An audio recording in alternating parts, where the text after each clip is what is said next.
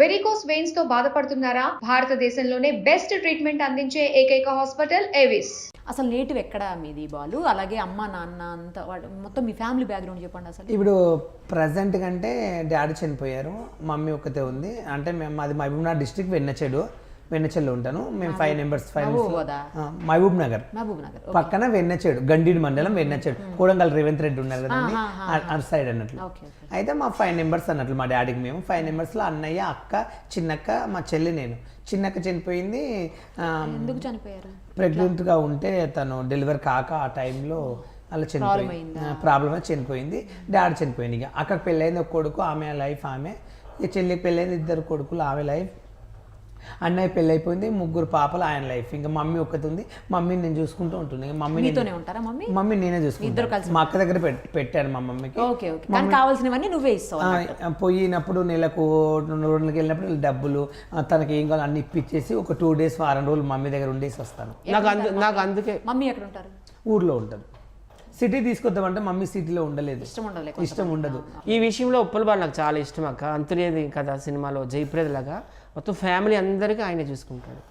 వాళ్ళ అక్కకి, వాళ్ళ చెల్లికి, వాళ్ళ అన్నయ్యకి, వాళ్ళ అమ్మకి, వాళ్ళ అక్క కొడుక్కి, అందరికి ఈయన మొత్తం రెస్పాన్సిబిలిటీ అంతా. గ్రేట్ కదా అసలు, చాలా గ్రేట్ అసలు, చాలా great. Hats off Uppal Balu. చాలా మంది నీలాంటి వాళ్ళని ఆదర్శంగా తీసుకోవాలి ఫ్యామిలీని చూసుకునే విషయం. అక్క ఇప్పుడు ఏంటంటే, ఇప్పుడు నాకంటే ఇప్పుడు నాకు ఒక రోగం వచ్చి పడ్డా, ఒక కాలు ఇరిగినా, ఒక చేయి ఇరిగినా పడ్డానంటే అప్పుడు వచ్చి ఎవరు చూస్తారు అక్క? మన ఫ్యామిలీ చూస్తారు. నేను సంపాదించింది రూపాయి ఇస్తే రేపు నేను ఇల్లు కింద పడ్డా వాళ్ళు వచ్చి చూసుకుంటారు. కానీ బయట వాళ్ళు ఎప్పుడు ఎవరు రాలేరు కదక్క. ఎంత బెస్ట్ ఫ్రెండ్ అయినా మనం వచ్చి చూసుకోలేడు. ఎందుకంటే పట్టించుకోరు. అసలు ఫ్యామిలీ మెంబర్స్ కూడా పట్టించుకోరు.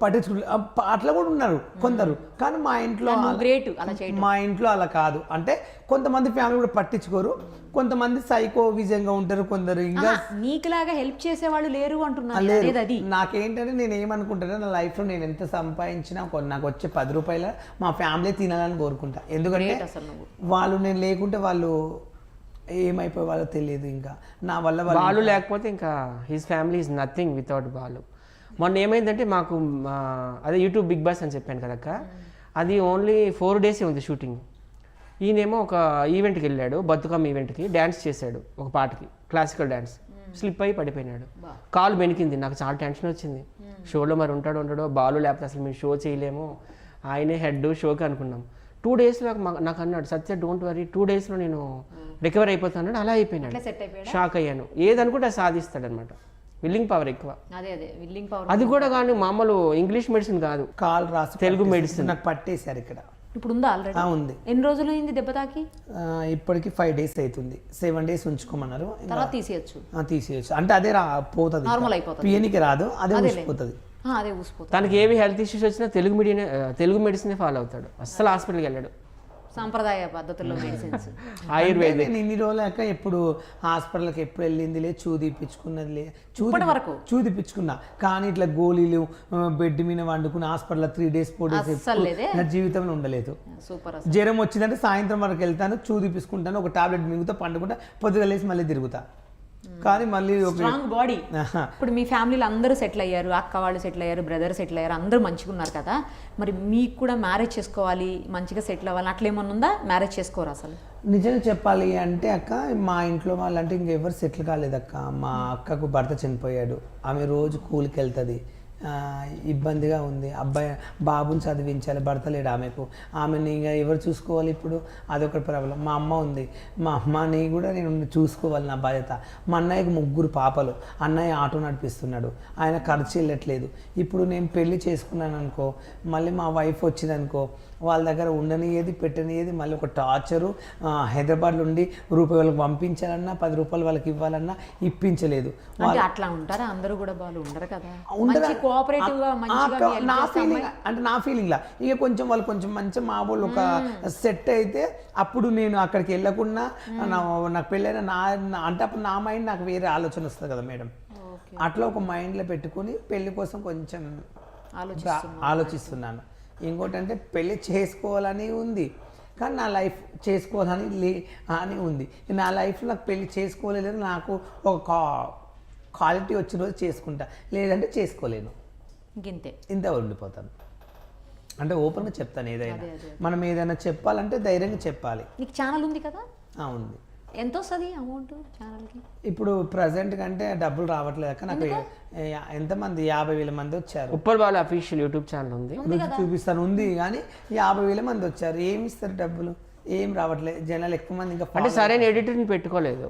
ఒక ఎడిటర్ చీట్ చేసాడు అన్నాడు. మరి కానీ మంచిగా నీ వీడియోస్ అన్ని బాగుపోతాయి కదా బాలు. ఇప్పుడు రుచి చూపిస్తే బాగోతుంది మేడం. కానీ నాకు అది దానికి ఒక రోజుకి వెళ్తే 5,000 ఇస్తారు.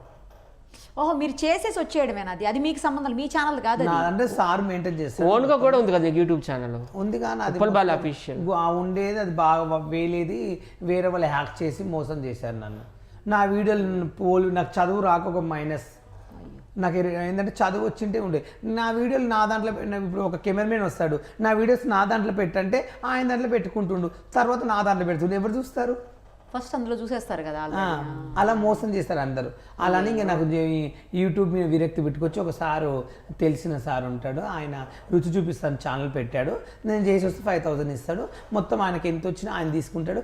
కానీ మంచోడు. మధ్యలో నాకు ఏమైనా కావాలన్నా హెల్ప్ చేస్తాడు, ఇబ్బంది లేకుండా డబ్బులు ఇస్తాడు. ఆయనకు వచ్చింది కష్టపడి ఆయనే మొత్తం ఖర్చు పెట్టుకుంటాడు. కానీ మంచోడు. అలా అయినా పర్లేదు, నా వల్ల ఒకరి బతికితే హ్యాపీగా ఫీల్ అవుతా. ఏంటి ఏదన్నా లైఫ్లో గోల్ లాంటిది ఏమన్నా ఉందా అక్క? నా లైఫ్లో ఇప్పటివరకు అంటే వచ్చిన ఆఫర్స్ అన్నీ చేశాను, చాలా ఉంది. కానీ నా లైఫ్లో రియల్ బిగ్ బాస్కి వెళ్తే నేనేంటో కొంత తెలియని వాళ్ళకు తెలియాలని నా కోరిక. రియల్ బిగ్ బాస్కి వెళ్తే నాగార్జునకి నేనేంటో చుక్కలు చూపిస్తాను. మామూలు రేటింగ్ రాదు, అంత చుక్కలు చూపిస్తాను. నేనేంటనేది చూపిస్తానని భయపెట్టిస్తే ఎవరన్నా పిలుస్తారా? భయపెట్టడం అంటే నాతో జర్నీ చేస్తే నా గురించి అర్థమవుతుంది కదా. నేను ఆ బిగ్ బాస్కి వెళ్తే నా మంచితనం బట్టి జనాలు అప్పుడు ఇంకా ఎక్కువ గుర్తిస్తారు. బాల్ అంటే ఏంది, ఇలా ఉంటాడా అనేది ప్రపంచంలో కొంతమంది మంచోడని అంటారు, కొంతమంది తెలియని వాళ్ళు నా గురించి తప్పుగా మాట్లాడుకుంటారు. వాళ్ళు నా గురించి అర్థం కాదు. కాబట్టి రియల్గా నా గోల్ అయితే ఏం లేదు. నా పెద్ద మూవీ రావాలి, ₹1,00,00,000 రావాలి, మా పెద్ద ఇల్లు కట్టుకోవాలి 5,000, అలాంటి కోరిక లేదు. మా ఫ్యామిలీ నా వల్ల హ్యాపీగా ఉంటే నేను హ్యాపీగా ఉండి ఒక బిగ్ బాస్కి వెళ్తే షోకు నా జీవితం అంతా నేను అనుకున్న గోల్ సాధిస్తాను.